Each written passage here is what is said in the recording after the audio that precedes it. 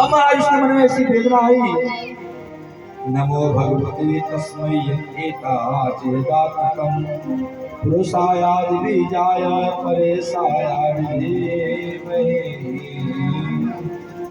बोले महाराज सब देवता सोचते किसकी स्तुति कर रहा है, किसी देवता की स्तुति करे, किसकी स्तुति करता है। ये सुंदर इस सरोवर में एक पुष्प है और एक पुष्प अपने कमलाकांत के चरणों में चढ़ा दिया, अर्पण कर दो, और मेरे पास कुछ नहीं है। भगवान महाराज गरुड़ को कहते भाई चलो, गरुड़ के अंदर अभिमान आ जाता है, अरे वाह प्रभु मेरे बिना सहारे कोई कार्य करते ही नहीं, जब तक मैं चलूंगा नहीं तब तक हाथी का जान बचने वाला नहीं है। गरुड़ के अंदर अभिमान आ गया, भगवान ने कहा इनका अभिमान तोड़ना है। महाराज स्वयं गरुड़ के ऊपर से छलांग लगा दी। जब तक गरुड़ आने का प्रयास करते, पंख फड़फड़ाने चालू होते, तब तक गोविंद सामने दिखाई पड़ रहे हैं। हाथी महाराज ऊपर खड़ा हुआ है और जैसे सूर्य से महाराज अपनी पुष्प को अलंकृत करता है और गोविंद उन्हें स्वीकार करते हैं। पहले चक्र सुदर्शन को जैसे छोड़ते हैं, पहले ग्राह जो नीचे बैठा हुआ होता है उसका महाराज धड़ सर से अलग होता है। बोले जो भगवान के भक्त का चरण पकड़ ले पहले उसका उद्धार होता है। जैसे कोई बिजली का तार पकड़ ले, अब बिजली का तार जो पकड़ रखा है आप उसको पकड़ लो, जो करंट उसको लगा रखा है वही करंट आपको लग जाएगा, सेकंडों देर नहीं लगेगा। बोले अगर कोई भक्त भगवान का चरण पकड़ रखा है, अगर उस भक्त का आप चरण पकड़ लोगे तो भगवत प्राप्ति सुनिश्चित है। ऐसी सुंदर महाराज मंगल में कथा।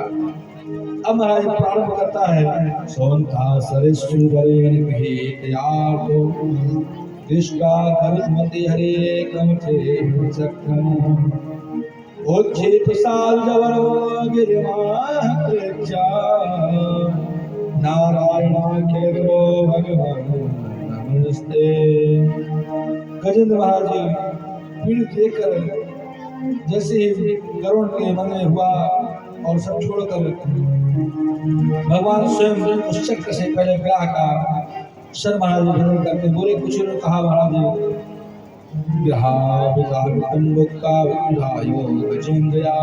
बोले महाराज मगर ये जो था एहू नाम का गंधर्व था, जो मगर था ये क्या था, एहू नाम का गंधर्व। और संत महात्मा जब नदी में जलाशय में स्नान करने आते थे तो डूब कर आता था और चरण को पकड़ लेता था। कभी कभी बच्चे ऐसे करते हैं, कोई डूब रहा हो तो कोई खड़ा हो और अंदर पानी में डूबता है, पैर पकड़ने के बाद में डर जाता है। ऐसे संत महात्मा का पैर आकर पकड़ लिया और संत महाराज क्रोधित हो गए, अरे तू इतना गंधर्व है, इतना उन्मत्त हो गया है कि मेरा चरण पकड़ता है, जा तुझे मैं श्राप देता हूँ, तू मगर हो जा। और तुरंत महाराज कहा, महाराज मेरा प्रायश्चित कैसे होगा, प्रायश्चित करने का स्वरूप अनुकरण करते हैं। बोले मेरा प्रायश्चित कैसे होगा, प्रायश्चित कैसे करूंगा। बोले महाराज वैसे सबका चरण पकड़ते रहोगे तो हमारा भी प्रायश्चित हो जाएगा। एक बार हमारे भैया जी की जोरदार ताली द्वारा अभिनंदन करेंगे। बेचारे बड़ी सेवा में, हालांकि हमारे रामगुरु भैया के जो सुपुत्र चारों हैं सभी सेवा में है, लेकिन उनकी विशेष सेवा क्या है, घर गृहस्थी की सेवा। पानी से लेकर झाड़ू तक और झाड़ू से लेकर पानी तक सारी व्यवस्थाएं अपने कार्य में, विशेषकर मेरे लिए 24 घंटा महाराज तत्पर रहते हैं। जोरदार ताली द्वारा अभिनंदन करेंगे। बाकी हमारे चारों भाइयों की एक बार जोरदार ताली द्वारा अभिनंदन करेंगे। अरे भैया आपस में कहेंगे महाराज जी भैया को तो भैया बता रहे हैं, हमारे लिए नहीं है, हमारे लिए सब प्रिय है, लेकिन कुछ होता है जो मन को मोह जाता है। बोले महाराज बड़ा ही सुंदर कार्य होता है। बोले फिर बोले जो गज था इंद्रदुम्न नाम का महाराज राजा था, क्या था, इंद्रदुम्न नाम का राजा था। अब महाराज श्री अगस्त्य महाराज जी को देखा और फिर भी महाराज खड़ा खड़ा रह गया, अभिवादन नहीं किया, न सम्मान किया। बोले अरे तू इतना बड़ा राजा हो गया है और हाथी जैसे मतवाला बना खड़ा हुआ है, जा तुझे मैं श्राप देता हूँ तो हाथी ही हो जाएगा। तो महाराज पूर्व जन्म का वही हुआ जो आज इसका उद्धार हुआ। और हमारे आपके जीवन में एक ग्रह है मगर, जो मगर है ना, हमको आपको भी पकड़ रखा है। भैया आपके यहाँ कथा बहुत सुंदर हो रही है, कथा सुनने आता, मगर क्या करूं मैं लखनऊ चला गया। भैया मैं भंडारे में जरूर आता मगर मैं पहुंच नहीं पाया। ये जो मगर है ना उगला हमको आपको सबको पकड़ रखा है। तो कैसे पकड़ रखा है? काल रूपी चक्र के रूप में घूम रहा है और हम आप अपने मस्ती में मस्त हैं। और जब समय नजदीक आ जाएगा तब महाराज हम अपने आप से कोई कार्य करने में उपस्थित नहीं हो पाएंगे। इसलिए समय से पहले जागृत हो जाना चाहिए। गेहूं का जब सीजन हो उस समय गेहूं लगाना चाहिए, धान के समय नहीं। और दूसरी बात, जिस समय जिस चीज का सीजन हो उसी चीज का भक्षण करना चाहिए, उसी को खाना चाहिए। आम के सीजन में आम का, खरबूज के सीजन में खरबूज का। हम लोग क्या करते हैं, जब गोभी का सीजन नहीं रहता है तो अपने आप को बहुत बड़ा आदमी समझकर अपने घर में महाराज गोभी बनाने का प्रयास करते हैं। ये नहीं पता सबसे बड़ा जहर उसी में है। जब मटर का समय नहीं रहेगा तो पनीर मटर बहुत खाने में अच्छा लगता है। जब महाराज कटहल का सीजन नहीं रहेगा तो कटहल खाने में अच्छा लगता है। अरे भैया वो केमिकल से लगाया जाता है, केमिकल से बनाया जाता है। इसलिए जिसका जिस समय फसल हो, जिसका जिस समय हो, उसी का सेवन करना चाहिए। ये जीवन की सार्थकता है। आइए हम सभी लोग भी जैसे ठाकुर जी के मंदिर में उपस्थिति के अंतराल में धीरे धीरे समय संकट आ रहा है। और देखो कृष्ण भगवान का अवतार होना है, उसके पूर्व में कृष्ण कन्हैया हमारे नाती साहब हैं, नाती हैं। तो हमारे श्री राम लॉर्ड यादव जी के नाती साहब ही बेचारे हमारे लिए बड़े परेशान रहते हैं। हम चले गए थे अयोध्या, 3 चक्कर मार के गए कमरे में और कहीं से खरबूजा आया तो पन्नी से हमारे पास लेकर चले गए। एक बार जोरदार ताली द्वारा अभिनंदन करेंगे बच्चे की। हमने इनसे कहा भैया हमारे साथ वृंदावन चलोगे? बोले हाँ बोले चलेंगे। ये तैयार है। हम बोले अपनी मम्मी से पूछ लिए? बोले हाँ पूछ लिए। ऐसे हर बार होना चाहिए और भगवत कृपा है ऐसे तो सुंदर सद्बुद्धि बनी रहे। अभी बेचारे शर्मा रहे हैं, अकेले बहुत सुंदर बात करते हैं। अभी सबको देख रहे हैं इसलिए थोड़ा सा सहम कर रहे हैं। जब मैं अकेले रहता हूँ तो बड़ी सुंदर बात करते हैं। अब आप जो प्रश्न करिए तुरंत आपका उत्तर, उसमें कोई देर नहीं है। तो आज जोरदार ताली द्वारा अभिनंदन करेंगे। ऐसी सुंदर पावन श्रृंखला की कथा का अनुरोध करते हुए वो इसलिए आगे कभी कृष्ण जन्म होने वाला है, उसके पहले ये रन तैयार है, फिट फाट है। बोले महाराज इसी स्वरूप में बड़ा ही सुंदर विपरीत व्यवस्था। एक मनवंतर में भगवान समुद्र मंथन कराया। बोले एक बार दुर्वासा जी अब क्या इंद्र श्रीहीन हो गए। भगवान ने कहा देवता तुम्हारा तेज समुद्र में चला गया, इसलिए तुम्हें समुद्र मंथन करना होगा। बोले महाराज मंदराचल पर्वत को मथानी बनाया जाए, वासुकी को नाग बनाया जाए, रस्सी और देवता महाराज दैत्य पर्वत को मथने के लिए प्रविष्ट हो जाते हैं। उठाने का प्रयास करते हैं कि उठता नहीं है। भगवान ने सोचा कि महाराज अगर ये बोल दूंगा कि जो वासुकी है पहले महाराज उसको आप मुख की तरफ आप लगो तो देवता गुस्सा आ जाएंगे। और देवता कहूंगा तो बोले ऐसा करो बुद्धिमानी से काम करो। बोले क्या? बोले अगर वासुकी रस्सी बनाओगे तो सर्प के मुख से क्या होता है? विष का बमन होता है, और जब विष का बमन होगा तुम काले पड़ जाओगे। बोले फिर क्या करें? बोले पहले तुम मुख की तरफ लगो। जब पहले तुम मुख की तरफ लगोगे तो राक्षस जो है वो भी आएंगे। बोले क्या तुम भी बड़े खानदान के हो, मैं मुख की तरफ लगूंगा। और तुरंत उनको लग जाने देना, तुम पूछ की तरफ चले जाना। बोले ठीक, भगवान ने बुद्धि बता दिया। अब महाराज देवता पहले आए। अरे भैया हटो, मैं सबसे श्रेष्ठ हूँ, मैं पहले मुख की तरफ लगूंगा। अरे मैं सर के पूछ की तरफ जाऊंगा, मैं उस तरफ जाने वाला नहीं हूँ। बोले क्या मैं ही छोटे मोटे खानदान का हूँ? मैं भी बड़े खानदान का हूँ, तुमसे कमजोर मैं भी नहीं हूँ। बोले अगर मथाने से समुद्र मंथन होगा तो मुख की तरफ मैं ही लगूंगा, तभी मंथन होगा, नहीं होने वाला नहीं है। देवता चाहते तुम आ जाओ सामने। आगे से महाराज आ गए। राक्षस मूर्ख और संघ आपको मैं बताया था कि स्वयं नहीं बचते हैं। उनको महाराज आवेश में चढ़ा दिया जाए तो महाराज चाहे जो करना प्रारंभ करें। अब महाराज मथानी बन गए और वासुकी नाग लग गए। अब महाराज मंदराचल पर्वत से समुद्र मंथन होना प्रारंभ हुआ। अब महाराज सर्प की मुख से अग्नि की ज्वाला से सारे राक्षस काले होने लगे महाराज। और समय का अंतराल ऐसा हुआ, समुद्र मंथन प्रारंभ होने करते करते मंथन जब सबसे पहले निकला उसमें से विष निकला। क्या निकला? विष निकला। सभी महाराज त्राहिमाम करते हुए महाराज भागने लगे। देवता बोले भैया हम भी नहीं पी पाएंगे, बोले भैया हम भी नहीं पी पाएंगे। बोले भैया, बोले महाराज कोई रक्षा करने वाला चलो, त्रिकालदर्शी। बोले किसके पास?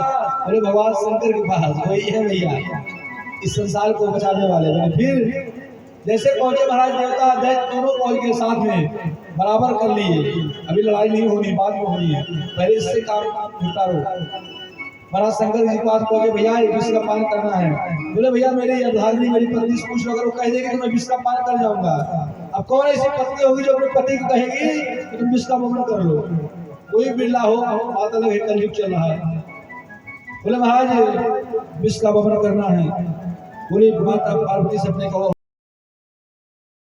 पार्वती सामने आए, प्रभु जिसमें समाज का कल्याण हो आप वही कार्य करें। बोले समाज का कल्याण कब होगा? जब मैं विष का पान करूंगा तब। बोले मैं ये नहीं कह रही हूँ कि आप विष को पान कर लो, लेकिन मैं ये कह रहा हूँ कि जिससे समाज का कल्याण हो आप वही कार्य करो। क्योंकि पार्वती जी जानती थी भगवान शंकर ही करने में सामर्थ्य है और किसी के बस की बात नहीं है। भगवान शंकर हिड़ा कह के जैसे विष को लिया और माँ कह के महाराज बोला, तब से भगवान का नाम पड़ गया। बोले श्री नीलकंठ महादेव की। महाराज भगवान शंकर का कंठ नीला पड़ गया विष की वजह से। फिर महाराज मंथन प्रारंभ हुआ। बोले महाराज कामधेनु निकली गाय, ये भी 14 रत्नों में है, जो ऋषियों ने लिया तो मेरे कार्य के आए, मेरे गौशाला काम आएगा। महाराज उच्च श्रवा निकला, महाराज बलि ले गए। बोले महाराज चंद्रमा निकला, दैत्य और देवता दोनों लड़ाई प्रारंभ कर दी। बोले भैया विष का पान अगर स्वयं किए हुए हैं, बोले बाबा महाराज चंद्रमा उनके मस्तक पर धारण करा दो। बोले महाराज ऐरावत हाथी निकला, इंद्र ले गए कौस्तुभ मणि नारायण महाराज। अब महाराज अप्सरा स्वर्ग चली गई और लक्ष्मी जी का प्रादुर्भाव हुआ। लक्ष्मी जी की ये लड़ाई प्रारंभ हो गई। देवता बोले मैं लूंगा और दैत्य बोले मैं लूंगा। हमारा दोनों आपस में द्वंद्व होना चाहिए। द्वंद्व होना प्रारंभ हो गया। बोले लक्ष्मी के लिए महाराज सभी लड़ाई करते हैं, सभी चाहते हैं। वाह, ये भी शेर है हमारे। शेर की बार जोरदार ताली वाला सब शेर ही है। अभी एक और है, हाँ वो सामने एक बार जोरदार ताली वाला आनंद ले लो।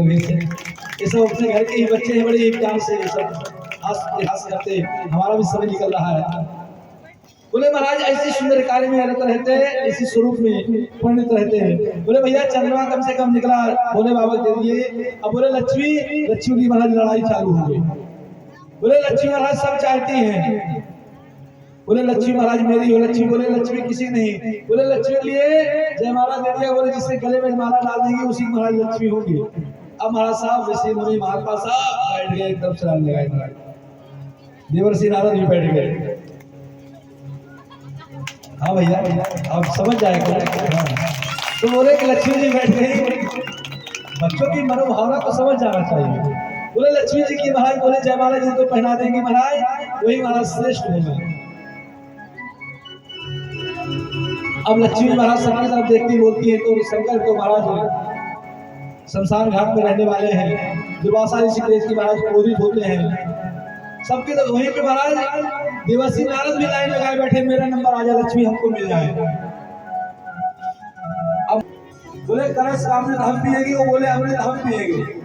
उसी की तो समुद्र मंथन हुआ है। अब भगवान बोले अब तो मझधार में लाइन फंस गई। बोले क्या करें? भगवान के अपने रूप को अनुकरण कर लिया। बोले मोहिनी का रूप धारण कर लिया। अब महाराज सुंदर रसोला श्रृंगार करके चमकते दमकते महाराज चले आ रहे। सब देवता दोनों देखे भाई ये कौन अप्सरा आ गई, कौन सी लक्ष्मी दोबारा आ गई। बोले अरे देखते, अरे देवता क्यों तुम लड़ाई कर रहे हो? बोले देवी आप बहुत समय पे आई हो, आज तुम्ही हमारे इस इलाके कर करोगे और कोई करने वाला नहीं। बोले ना ना ना, ऐसे पराई स्त्री पर विश्वास नहीं करना चाहिए। बोले ना, आप लगते हो बहुत अच्छे खानदान, इसलिए आप ऐसा बोल रहे हो। भगवान विष्णु महाराज हमारे मुस्कान तो दुनिया मनमोहक हो जाती है। अब मोहिनी अवतार का कितना स्वरूप रहा होगा महाराज, उस स्वरूप को देखने के महाराज भगवान शंकर भी मोहित हो जाए, ऐसे स्वरूप का रूप है। अब महाराज आगे आए, बोले ऐसा करो देवता समझो, दोनों भाई भाई बोलो, एक पंक्ति में देवता और एक पंक्ति में दैत्य। जो पतला पतला पहले है ऊपर कलश में भरा है, पहले मैं देवता को पिला दूंगा, और जो गाढ़ा गाढ़ा बताएगा उसको मैं आप लोगों को पिला दूंगी। बोले हाँ देवी, आपने बिल्कुल सही कहा, आप जो कहेंगे वो सही होगा। अब महाराज सब बैठ गए पंक्ति में, अब पिला रही देवता की तरफ, अब देख रही है दैत्य की तरफ। अब दैत्य महाराज देख कर ही मुस्कान को महाराज प्रसन्न है। बोले सबसे बड़ा अमृत तो महाराज यही है बच्चा। बोले जीवन का महाराज जिसके लिए भगवान शंकर भी मोहित हो गए, अब महाराज तो भगवान की स्वरूप अनुकरण थी। बोले महाराज इनकी लीला कौन जाने, लीलाधारी है। बोले अमृत कैसे पान किया जाए, अब देवता पीने में विवाह इसका अनुकरण करना है। अगर देवता की तरफ देखिए तो महाराज का मामला गड़बड़ हो जाता है। अब महाराज जैसे जैसे आगे बढ़ते रहे महाराज आगे सूर्य का अनुकरण हुआ।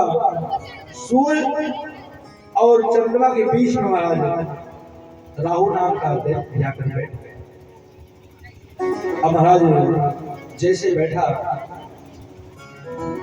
भगवान ने इशारा किया, सूर्य ने, अरे ये दैत्य आ गया है, देवता नहीं। अब तो महाराज थोड़ा अमृत को पान कर लिया था। जैसे अमृत पान किया, जैसे महाराज ऐसे सुंदर स्वरूप पान कर महाराज इधर महाराज भगवान देवताओं को अमृत पिलाकर ध्यान हो गए। तब देवता संग्राम हुआ महाराज, सब राक्षस मारे गए और शुक्राचार्य जी ने मृत संजीवनी विद्या से सबको जीवित कर दिया। और शुक्राचार्य जी कहने लगे, राजा बलि निन्यानवे में के लिए ब्राह्मणों को प्रसन्न होकर राजा बलि दिव्य तेज में महाराज रथ का प्रादुर्भाव किया। और राजा बलि दर्द महाराज रथ पर बैठकर चले, सारे देवता महाराज खड़े हो गए। राजा बलि ने कहा, ये तीनों लोगों के अधिपति है महाराज। इधर देवता आए, एक बार बच्चियों के लिए जोरदार ताली करेंगे। ये सब हमारे राम लोट भैया के परिवार की बच्चियां हैं। मैं कल सबका नाम अंकित करूंगा, क्योंकि अभी तक इतने दिन में अभी नाम मैं जानने का प्रयास नहीं किया, अभी अस्पष्ट रहा। लेकिन कल मैं बच्चों का नाम करूंगा कि कौन किसका क्या नाम है। मैं अपने आप ही उद्बोधन करता रहूंगा बीच में, क्योंकि उद्बोधन का स्वरूप इसलिए है कि प्रसन्नता ही जीवन है। अगर अपने जीवन की प्रसन्नता नहीं हुई तो समझ लो महाराज कोई प्रसन्नता नहीं है। कथा भी क्यों होती है? अपने जीवन के सुख और प्रसन्नता के लिए होती है। और हमको खुशी ना मिले तो महाराज क्या मतलब हुआ? हमारे जीवन की प्रसन्नता क्या है? ठाकुर जी की भगवत प्राप्ति, भगवत पारायण महाराज, भगवान के स्वरूप का अनुकरण करना। बोले महाराज इसी स्वरूप में बहुत ही सुंदर स्वरूप चित्रण हो रहा था। बोले क्या स्वरूप? बोले महाराज राजा बलि तीनों लोगों के अधिपति थे। इधर देवता आदित्य बहुत कष्ट हुआ, कश्यप जी की आज्ञा लेकर उन्होंने पयोव्रत का अनुष्ठान किया। साक्षात भगवान उनके गर्भ में आए महाराज। कंबटु बावनो दृष्टा मोदमाना महसया। बोले महाराज भादव का महीना है, अभी पूर्ण है, 12 बजे द्वादशी तिथि महाराज, पावन रूप प्रकट हो रहे हैं। बोले किस स्वरूप में है? बोले महाराज राजा बलि को छलने के लिए जा रहे हैं। बोले महाराज सविता ने गायत्री प्रदान किया, बृहस्पति यज्ञ को दिए, कश्यप जी मेखला, चंद्रमा दंड, ब्रह्मा कमंडल, कुबेर भिक्षा, पार्वती भिक्षा महाराज। बृहस्पति ने कहा मुझे तीनों लोग की संपत्ति चाहिए और कुछ नहीं चाहिए। गुरु आज्ञा करी ऐसी, अगर गुरुदेव ने कह दिया तो गुरुदेव की आज्ञा ही हमारे जीवन में प्रधान स्वरूप। बोले माता पिता वही होते हैं जो अपने बच्चों को सुंदर शिक्षा देते हैं।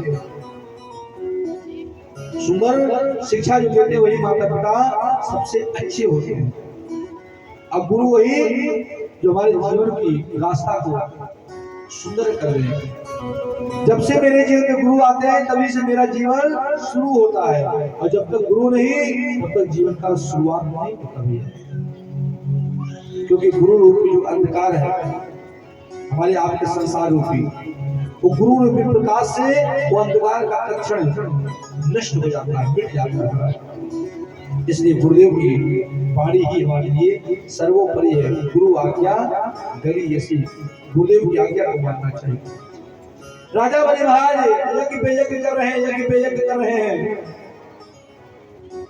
अब महाराज जैसे देखते हैं बहुत ही सुंदर स्वरूप, बोले कैसे, बोले बटुक 52 स्वरूप, 52 अंगुल के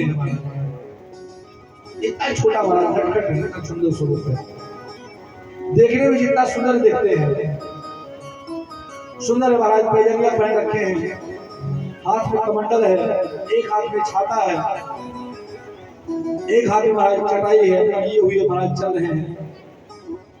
जैसे बलि देख के अरे लगता कोई नारायण ही तो नहीं आ गया मेरे सामने। बलि को विश्वास हो गया ये नारायण ही है हृदय में, क्योंकि तेज इतना तेज झलक रहा था, तेज का प्रादुर्भाव हो रहा था। राजा बलि ने कहा स्वागत है प्रभु, आइए आइए। बलि ने कहा बताइए ब्राह्मण देवता क्या सेवा करें, क्या चाहिए। बोले ना कुछ नहीं चाहिए। अरे बताइए तो, अगर आप कहिए तो आप 52 अंगुल के हैं और इसी आप ही जैसे कोई सुंदर स्त्री से आपका विवाह करा दे महाराज। बोले ना सरकार इसकी आवश्यकता नहीं। बोले फिर क्या चाहिए।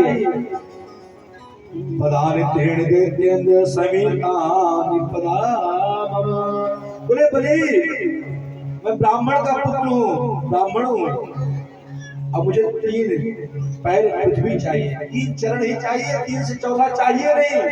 बोले अरे सरकार क्यों इतना हास प्रयास कर रहे हैं, एक तो ऐसे आप 52 अंगुल के और आप भी कह रहे हैं पृथ्वी कितनी चाहिए, 3 चरण। अरे कम से कम ऐसे राजा का बचा कर भैया, ऐसे राजा के यहाँ मांगने जाए जिससे प्रजा कभी समस्या का सामना न करना पड़े। बोले अच्छा, बोले राजा से मांगे तो मांगने में शर्म आए। बोले महाराज अगर चोरी भी कर रहा है तो 100 200 500 रुपए चोरी करके क्या किया, अपना अपमान कर दिया। अरे करोड़ों 2 करोड़ का अगर चोरी किया है महाराज पकड़ा जाएगा, जेल जाएगा, मृत्यु दंड होगा, बात अलग है। छोटी मोटी चोरी करने से क्या मतलब। बोले अच्छा बड़े होशियार हो। बोले भैया हम किसी के चरण से पृथ्वी नहीं लेंगे, बोले अपने चरण से ही पृथ्वी लेंगे। बोले अच्छा। अब महाराज जैसे ही पलान कहते हैं, और जैसे महाराज बोले क्यों, बोले मैं संतोषी ब्राह्मण हूँ। ऐसा ब्राह्मण हूँ, संतोषी हूँ। इधर महाराज शुक्राचार्य जी मंद मंद मुस्कुरा रहे हैं, क्योंकि राजा बलि के गुरु हैं। अब कौन गुरु चाहता है मेरे सामने मेरा शिष्य लुट जाए। बोले अच्छा महाराज गुरु तो बड़े चालाक हैं। शुक्राचार्य महाराज मुस्कुरा रहे हैं। बोले भैया बलि सावधान हो जाओ, कोई 52 नहीं, ये तो महाराज 53 है, 53। अच्छा बोले 52 नहीं है, देखने में लग रहा है कि तुमको ही नापने की जाए, पूरा त्रिलोक नाप कर ले जाएगा। बोले महाराज मैं तो संकल्प करने के लिए कह दिया हूँ। बोले महाराज मैं ऐसे लूंगा नहीं, बिना संकल्प के मैं धन को नहीं लूंगा, 3 पैर लूंगा तो संकल्प लूंगा। शुक्राचार्य ने दिमाग लगाया कि महाराज जब तक जो मेरे पास कमंडल है जल गिरेगा नहीं तो संकल्प होगा नहीं। बोले क्या करना चाहिए। बोले महाराज जल को संचित करना चाहिए, जल गिरे ना। अब महाराज गए छोटे से स्वरूप में, उसी महाराज कमंडल के क्षेत्र में बैठ गए। भगवान ने देखा क्या शुक्राचार्य जी आपने क्या बुद्धिमानी लगाई है कि ऐसा ना जाए आपके सामने आपका चेला लुट जाए। अब मैं भी आपसे बुद्धिमान कम नहीं हूँ। बोले राजा बलि आपके कमंडल में रखे रखे जल में जंग लग गया है। बोले फिर, बोले हाँ लाओ हमारे पास लाओ। जैसे महाराज लिए उसके आसन से एक सीख निकाले और महाराज क्षेत्र में जैसे पिरोए और उसके शुक्राचार्य की एक आंख गोविंदाय नमो नमः। अब महाराज शुक्राचार्य फड़फड़ाए, अरे भैया देनहार कोई और है, देते है तीन और लोग भरम मुझ पे करे या से नीचे ने। अरे दान देने वाला कोई और है, दे कोई और रहा है, और महाराज कष्ट किसी दूसरे को हो रहा है, ऐसा नहीं होना चाहिए। बोले अच्छा, बोले आप दे ना पाओ तो दूसरे को महाराज पैर पकड़ कर नीचे रख दीजिए। ऐसी रूप का अनुकरण करते हैं। बोले भैया बड़ा ही अच्छा लगा। अब इधर महाराज शुक्राचार्य उपस्थित हुए, संकल्प हुआ, राजा बलि नहीं माने महाराज, फिर भी पहला चरण महाराज भगवान जैसे रखते हैं, अतल वितल सुतल तलातल रसातल महातल पाताल महाराज सातों लोक महाराज नाम एक ही बार। दूसरा महाराज भू भुआ स्वा महा जन तक सत्लोक वो महाराज नाम दिए।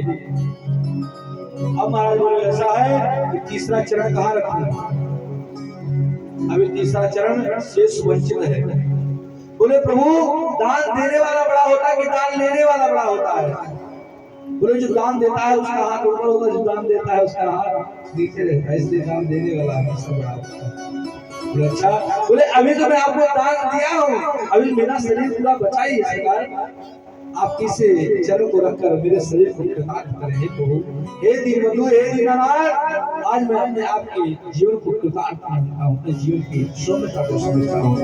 भगवान ने जैसे ही तीसरा चरण रखा महाराज बलि प्रसन्न हो गए। हे प्रभु दान से दानी बड़ा होता है।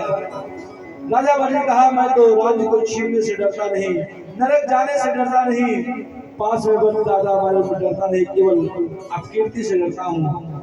प्रभु आपने मुझे बाधा, भगवान ने कहा जिस पर कृपा करता हूँ उसका महाराज धन संपत्ति वैभव सब छीन लेता हूँ, इसलिए घबराना नहीं चाहिए। भगवान ने राजा बलि की अगले मंत्र की महाराज इंद्र आप होंगे और आप सुतल लोक के राजा होंगे, और महाराज मैं आपका द्वारपाल बनूंगा। आप सुतल लोक के राजा रहेंगे और मैं आपका द्वारपाल बनूंगा। समय संयोग ऐसा हुआ कि महाराज बलि राजा बने, भगवान स्वयं द्वारपाल बन के रहे। इधर महाराज देवर्षि नारद संकेत दिए कि आपके स्वामी कहाँ हैं, लक्ष्मी नारायण से, लक्ष्मी जी से। बोलते कहाँ गए हैं, बोले पता नहीं। बोले रे महाराज पाताल लोक में वहां द्वारपाल बने बैठे हुए हैं। बोले अच्छा, बोले जाओ उनकी कोई बहन नहीं है, तुम अपना स्वरूप का अनुकरण करो, तुम उनकी बहन बन जाओ और अपने भाई बन जाए, तो भाई बहन की प्रेम और कांटा प्रीत हो जाए, तो उनसे महाराज कुछ जब मांगने को है तो द्वारपाल ही अपनी मांग लेना। अब महाराज लक्ष्मी जैसे आए, राजा बलि पाल भैया, बोले अरे बहन आप, बोले मेरे कोई भाई नहीं, मैं आपको भाई मानते हैं और आपको कोई बहन नहीं। बोले ठीक है। उसी समय से रक्षा सूत्र का जो कार्यक्रम प्रारंभ हुआ, हे नबंधो बलि राजा दानवेंद्रो महाबला, बोले उसी समय से महाराज रक्षा सूत्र जैसे ही बाधी लक्ष्मी जी राजा बलि को, और राजा बलि से धन वैभव मांगने की अपेक्षा की। बोले भैया हमको धन वैभव संपत्ति कुछ नहीं चाहिए, बस आपका जो द्वारपाल है वही हमको दे दीजिए। बोले बहन आप क्या मांगती हो, अगर मांगती हो तो ऐसा मांगना नहीं चाहिए। बोले ना भैया हमको वही चाहिए, केवल आपका द्वारपाल चाहिए। जैसे द्वारपाल को महाराज मांगे वैसे भगवान अपने स्वरूप में परिवर्तन हो गए। बोले राजा बलि तुम्हारे कहने के अनुसार द्वारपाल बना, तुम्हारे यहाँ इतना दिन तक सेवा किया, अब मैं अपने प्रधान के साथ लक्ष्मी के साथ में अब मैं निरंतर वैकुंठ में निवास करता है। ऐसे सुंदर महाराज कथा राजा बलि की है। एक बार हम सब लोग भगवत नाम का आराधना करते हुए, उन्हीं का अनुसरण करते हुए और फिर श्रीमद् रामचरितमानस का स्मरण करते हुए भगवान श्री कृष्ण के जन्म कथा की प्रसंग में हम सब लोग उपस्थित होंगे।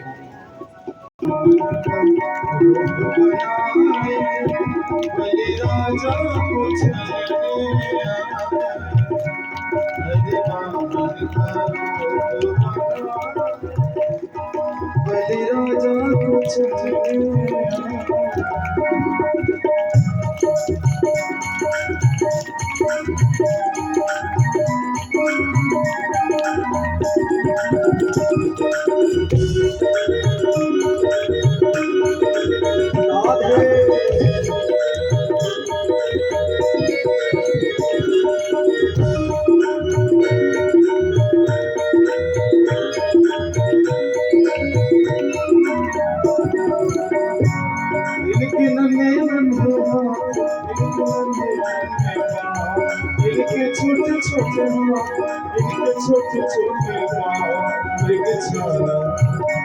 मृग छाला बगल में दबाए बोली राजा कुछ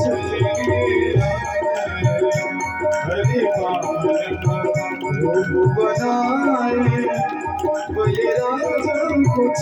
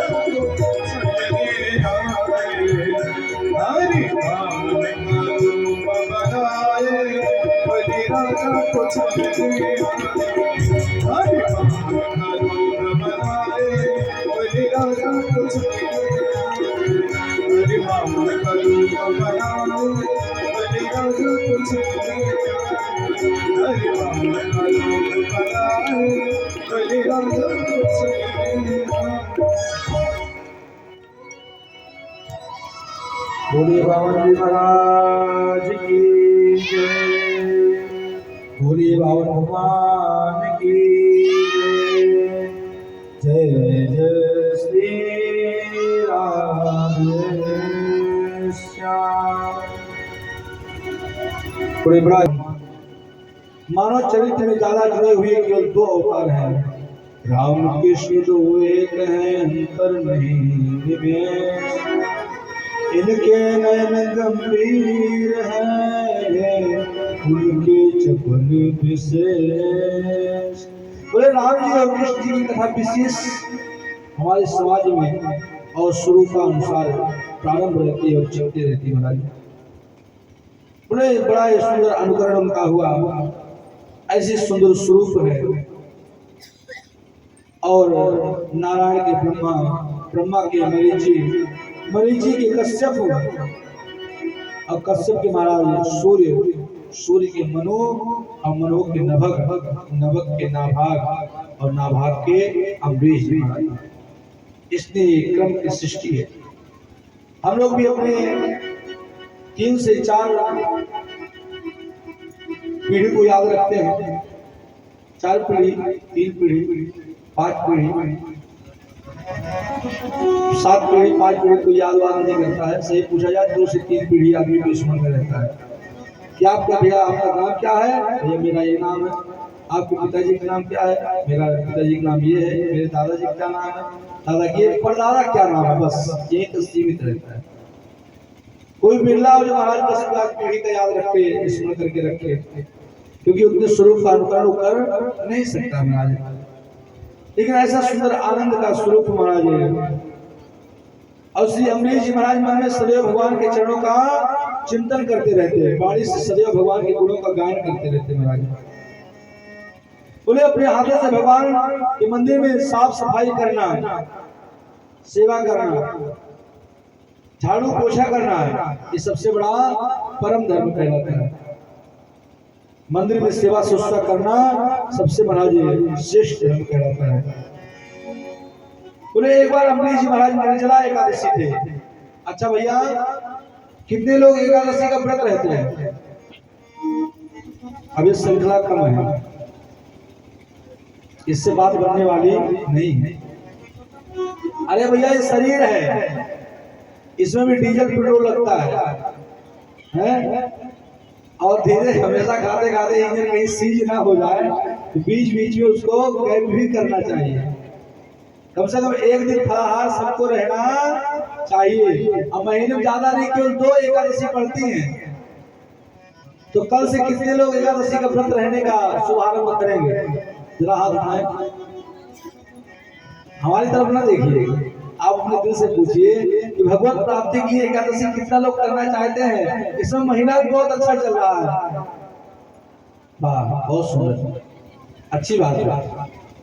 चलो कुछ लोगों की गिनती है, लेकिन मेरा विचार यह है कि जो 10वीं आज है, आज के दिन शाम को चावल को नहीं खाना चाहिए और न चावल को छूना चाहिए। अगर किसी कारण से हो जाए तो रोटी खा ले, बात अलग है, लेकिन कोशिश रहे चावल ना खाएं। एकादशी को बिल्कुल चावल ना खाएं।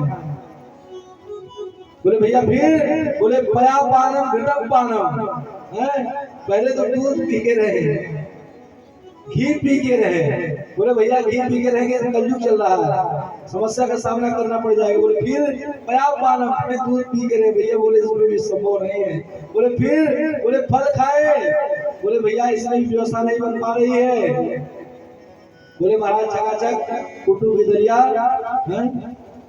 और सुंदर पकौड़ी महाराज, रसमलाई दही जलेबी बालूशाही महाराज चकाचक खाने और व्रत रहे, केवल अन्न ना खाए। बोले महाराज फिर तो भोजन पूरा हो गया। बोले ना, उसमें भी अंतर है। ये हमारे श्री जो यजमान सोनम परीक्षित जी बैठे हैं, श्री राम लोट यादव जी, मेरे साथ में आप भी व्रत है और हमें लगता है पहले से ज्यादा आप महाराज इसमें आनंद ले रहे हैं। अन्न में कोई सुख नहीं है, केवल रोटी चावल दाल खाने में कोई आनंद नहीं है। आनंद किसमें है?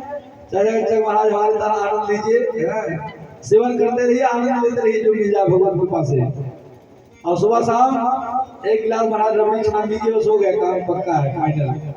तो सुंदर आनंद से महाराज व्रत रहे। वैसे व्रत में जो आनंद है वो कहीं नहीं है। बोले भैया फिर, और द्वादशी को चावल का स्पर्श करे और उसी चावल से पारायण करे महाराज, ब्राह्मण को दान दे, ऐसा ग्रंथ में लिखा हुआ। तो कल से एकादशी कितने लोग रहेंगे? अब कथा सुनने के बाद में यजमान जी को रहना चाहिए, नियम ये भी कहता है। और कोई रहे न रहे, कम से कम यजमान जी कथा सुनने के बाद में रहना ही चाहिए। उसमें कुछ बिगड़ेगा नहीं, आनंद ही आनंद है। चकाचक माल चलेगा महाराज। बेचारे देसी घी में आलू और साबुदाना कूदते हुए भागते, भैया हमारी जान बचाओ, हमारी प्राणी की रक्षा करो, ये प्राण पखेरु उड़ा रहे हो। उस दिन महाराज और चकाचक माल छूटा है। बोले कैसे? बोले महाराज फुलाहार, फलाहार कहाँ होता है? फुलाहार। चकाचक महाराज खाते हैं और सोते हैं, इसलिए एकादशी कोई रहने कोई बुराई नहीं है। इसलिए एकादशी सबको रहना चाहिए और तुलसी सबको गले में पहनना चाहिए। ऐसा कोई ये नहीं है कि तुलसी हम ही आप पहने। रुद्राक्ष की माला सबको पहनना चाहिए। बोले क्यों?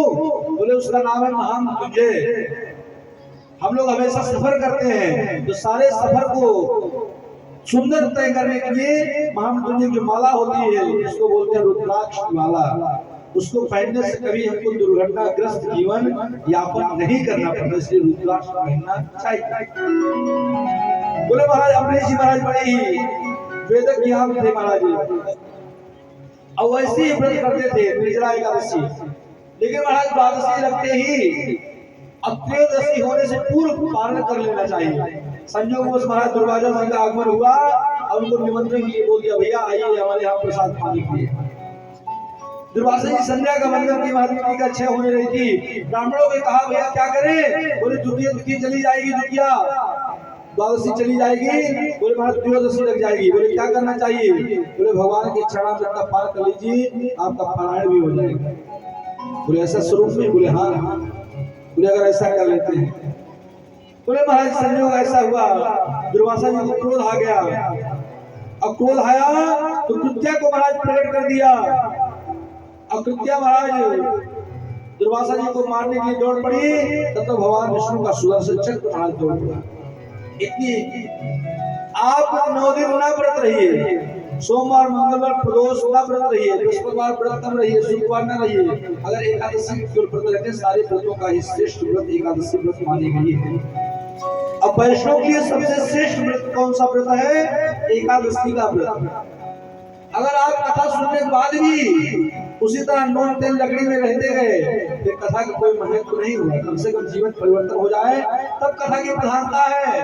इसका ये मतलब नहीं कथा का अच्छा सूत्र बांध कर कथा सुन लिए, पंडित जी अक्षत पुष्प जल रख के संकल्प कर दिए काम हो गया। ना ना भैया, अपने जीवन को परिवर्तन करना ही तो कथा है। बोले महाराज अम्बरीश जी महाराज ऐसा कार्य किए। उधर महाराज दुर्वासा जी अपने भक्त को आधीन हो वसे कुरुवरुण भक्ताया सानिध्या संपत्ति यथा। दुर्वासा जी कहा हो मेरे प्रभु आपकी शरणागति व्यर्थ हो जाएगी। भगवान ने कहा आपने जिस अम्बरीश को अदालत किया उसी अम्बरीश के चरणों में जाकर पढ़ो, अभी तुरंत महाराज आपको मुक्ति मिलेगी। महाराज अम्बरीश जी हाथ जोड़कर खड़े थे, हे प्रभु सुदर्शन चक्र मेरी रक्षा कीजिए, मेरे परिवार की रक्षा कीजिए, मुझसे ऐसी कोई गलती ना हो जाए। सुदर्शन चक्र सूर्यवंश के ब्राह्मणों की सच्ची निष्ठा है। ये संपूर्ण प्राणियों को नारायण का दर्शन कराता है। बोले महाराज एक श्रीमद् भागवत महापुराण में नारायण कवच है। जो श्री नारायण कवच का पाठ करता है उसके घर में भूत प्रेत पिशाच अनेक जो भी विघ्न बाधाएं हैं सब महाराज विनष्ट हो जाती हैं। और अपने द्वार के सामने नरसिंह भगवान की जो फोटो लगाता है, विकराल स्वरूप में नरसिंह भगवान हिरण्यकश्यप को जो विधि क्षीण करते हैं, बिल्कुल सम्मुख द्वार के सामने अगर कोई फोटो लगाता है उस घर में छोटी मोटी ये सब आए वाला दूर ही भाग जाएंगी उसके स्वरूप को देखकर। और ऐसे फोटो लगाए कि महाराज कोई आए तो पहले दृष्टि उसके सामने उस पे पड़े।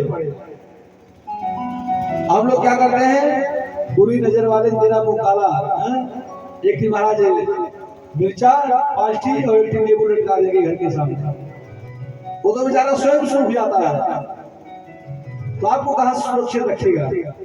इसलिए भगवान के सुंदर नरसिंह भगवान के विग्रह को अपने द्वार के सामने लगाना चाहिए और भगवान से प्रार्थना करना चाहिए, ओम नारायण नरसिंहाय नमः, अथवा न कह पाए कोई बात नहीं, नारायण का ही कहे ओम विष्णुवे नमः, वो भी उन्हीं के स्वरूप है। ओम विष्णु नमः। लोध का महीना आने वाला है, आपके भंडारे से चालू हो जाएगा, जिसको बोलते हैं अधिक मास मल मास। ये भगवान इसीलिए बनाए थे अधिक मास, ये 3 साल में एक बार आता है। जो एक एक की क्षय होती है, बनती है, बिगड़ती है, धीरे धीरे जाकर भाई इकट्ठा होती है, पूरा महीना तैयार हो जाता है। ऐसी सुंदर प्रकरण है। यदि मैं संपूर्ण प्राणियों को महाराज नारायण कवच का ज्ञान देता हूँ तो उनका जीवन परम मंगल में हो जाता है। इधर महाराज बड़ा ये सुंदर सगर के अश्वमेध यज्ञ किया, एक घोड़ा महाराज ने चुरा लिया, यज्ञ में घोड़ा कपिलासन में बांध दिया और 60,000 पुत्र महाराज घोड़े को पता लगाते लगाते भगवान कपिल आश्रम पहुंचे। कहा देखो देखो ये पाखंडी यज्ञ का घोड़ा चुरा कर यहाँ लेकर आया, सालू बना बैठा हुआ है। और कपिल भगवान की दृष्टि पड़ते ही महाराज 60,000 पुत्र भस्म होकर राख हो गए। महाराज भगवान कपिल ने कहा गंगा जल से उनका उद्धार होगा। भगीरथ जी ने प्रयास किया, गंगा मैया को धरती पर लाई और सगर के पुत्रों का उद्धार कराया, जो आप जानते हैं गंगा सागर। बोले महाराज फिर तस्याप भगवान साक्षात हरे अंसा से चतुरागा पुत्र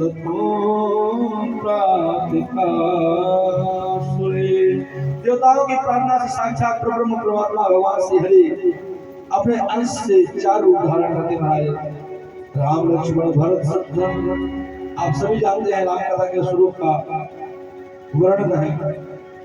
भगवान ही स्वरूप में अपने स्वरूप का अनुसरण करते हैं, उन्हीं की वो रूप है, उन्हीं की वो लीला है, उन्हीं के स्वरूप की कथा है।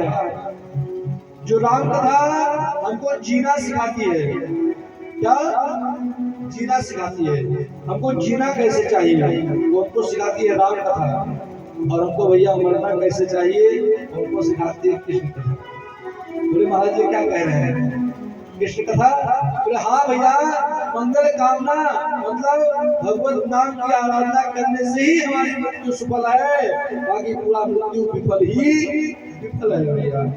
इसलिए राम कथा से हमको जीवन में सुंदर शिक्षा धारण करना चाहिए महाराज, सुंदर अनुकरण करना चाहिए और एक ही स्वरूप का अनुकरण अपने जीवन में जब तक आपका जीवन है तब तक स्मरण करना चाहिए। बोले भैया कैसे?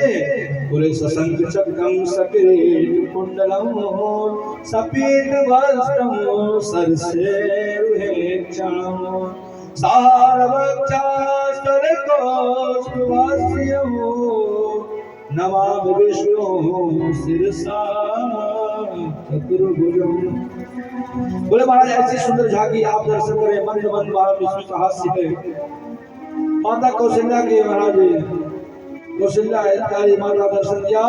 बोले माँ आपके तरुण जन्म में आपने बहुत तपस्या की थी, चाहो तो वही समान सुख पुरुष कमर दिलाओ। मैंने आपसे कह दिया था मैं आपके ही यहाँ जन्म लेकर आऊंगा महाराज। आप सरिस खोजो कहाँ जाए तब हो आई।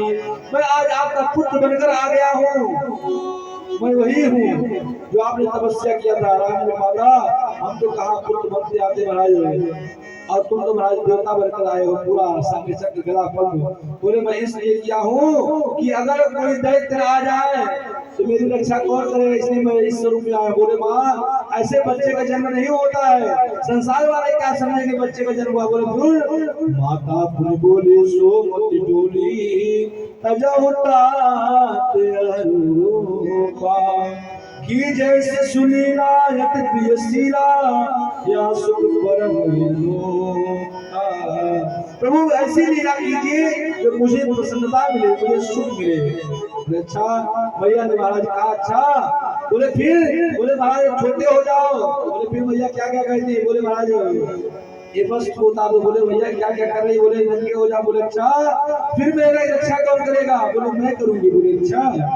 सुनि बचन सुजाना रोदन ठाना कोई बालक सुर भूपा या चरित जिगावे हरि पद पावे एक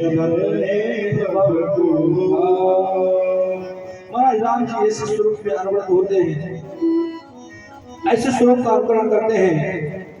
राम लक्ष्मण भरत शत्रुघ्न अपने स्वरूप में महाराज जन्म होता है, और जन्म होने के बाद में अपने स्वरूप का अनुकरण करते हैं। पिता के वचन की आज्ञा मान करके पिता के वचनों का पालन करने के लिए 14 वर्ष वनवास महाराज अपने जीवन को त्याग हुए जीवन यापन करते हैं। वनवास की लीला है। उसके बाद महाराज सुर्पनखा के नाक को काटते हैं और जानकी जी की विदा हुआ क्रोधित होकर भगवान समुद्र में सेतु का निर्माण करते हैं। अब कुल से रावण का विनाश करते महाराज कौशल नरेश होकर हमारी रक्षा करते हैं। ऐसे सुंदर राम कथा का सुंदर वर्णन है। ऐसे सुंदर अनुकरण करने के लिए भगवान ने ऐसे स्वरूप को अनुसरण किया है। एक ही स्वरूप में भगवान ने देखा है। कैसे मास दिवस भाव दिवस बोने परम न जाने को। ऐसे स्वरूप में बोले कैसे? जो आनंद सिंधु सुख राशि सी करते लोक सुखासी। जो आनंद सिंधु सुख राशि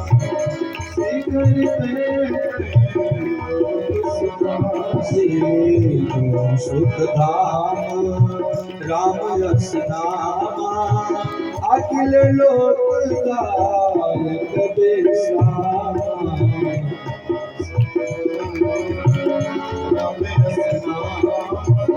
अखिल लोक विश्व भरण पोषण कर जोई ताकर नाम बरस होई। ताकर नाम बरस होई। ताके सुमिरन तेरी गुनासा नाम सतुरन देव प्रकाशा। नाम सतुरन देव प्रकाशा। नाम सतुरन देव प्रकाशा। नाम सतुरन देव प्रकाशा। ऐसे महाराज चार पुत्र का प्रादुर्भाव हुआ। ऐसे स्वरूप का अनुकरण किए महाराज ने। जीवन में भगवान राम अपने पिता की कभी अवज्ञा नहीं की है, उनकी सारी आज्ञा पालन करने का विचार जीवन में बनाया है। एक राम भक्ति का मार्ग कहते हमारा बड़ा सुंदर भाव देते बोले महात्मा बोले लक्ष्मण का सही अर्थ होता है जिनका लक्ष्य राम जी के चरणों में सतत लगा रहे उसको लक्ष्मण कहते महाराज राम से दूर न जाए। बोले महाराज ऐसी सुंदर अयोध्या की नगरी है विश्वामित्र आज गुरु महाराज जो कि एक बार कहने की वजह से हमारा जीवन का परिणत स्वरूप करते हैं रघुकुल नंदन जनक किशोरी सीता राम मनोहर जोड़ी ऐसे महाराज सुंदर जनक नंदन की सुंदर लाडली सुपुत्री के साथ में उपस्थित श्री राजा रामचंद्र जी महाराज जी का विवाह मंगलमय पावन बेला में उपस्थित होता है और उर्मिला जी का विवाह लखनलाल जी के साथ होता है, मांडवी जी का विवाह भरत लाल जी के साथ और सुंदर कीर्ति का विवाह शत्रुघ्न लाल के साथ में होता है। चारों पुत्रों का विवाह जनकपुर की नगरी में जनकपुर के द्वार पर होता है। ऐसे उपस्थित हम सब लोग सुंदर भगवान के राम की सुंदर कथा की इस सूक्ष्म रूप का चित्रण करते हुए क्योंकि अभी हमको भगवान श्री कृष्ण के जन्म की कथा की तरफ पहुंचना है उसकी तैयारियां प्रारंभ है। एक बार हम सब लोग सुंदर राम जी की बधाई का गान गाते हुए उसे कृष्ण चरित्र में प्रवेश पाने का प्रयास करेंगे। राम चरित्र बहुत ही परम मंगलमय है। बोले कैसे राम राम कहे राम कहे राम राम कहे राम तनु पर हरि रघुबर फिरा जो राम के बगैर एक क्षण नहीं मारा जा पाए वो राजा से दशरथ जी महाराज ऐसे हुए ऐसे उनका हृदय का जो विग्रह था स्वरूप उनको भी महाराज पूर्व साफ था जिसका जीवन में अनुसरण करना पड़ा भैया। इसके जीवन का जो अनुसरण होता है आपको भी सबको करना पड़ता है। सीता कथा श्रवण श्रेष्ठ विलोकित स्कंदहीन उच्छिष्ट वर्षा अवदेव तुष्ट मानुष मुश्चाव थाए। हर परिस्थिति में महाराज अपने जीवन को मंगलमय बनाना ही हमारी सर्वोपरि भक्ति होती। बोले कैसे ऐश्वर्य राम जी की महाराज का स्मरण करते हुए अपने जीवन का अनुसरण करते हैं।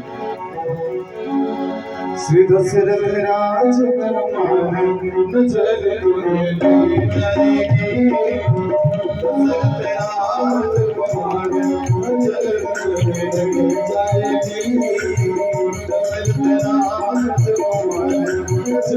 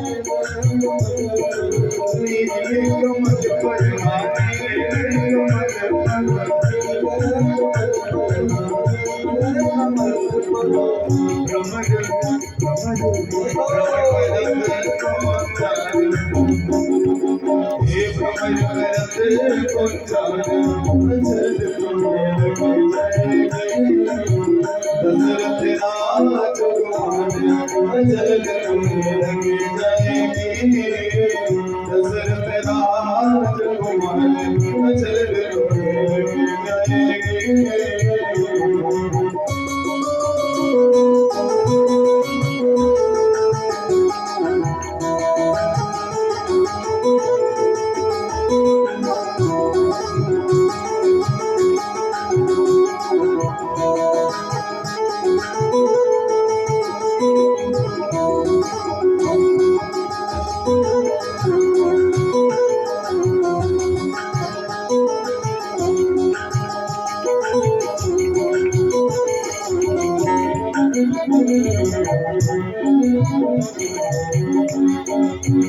राम लखन मुनि के संग राम लखन मुनि के संग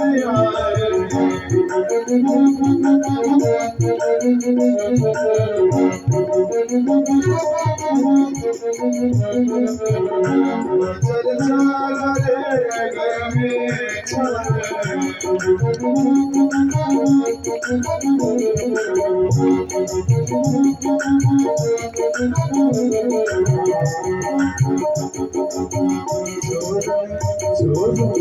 छोड़ने हो सरदार मुझे रोने लगे जाएंगे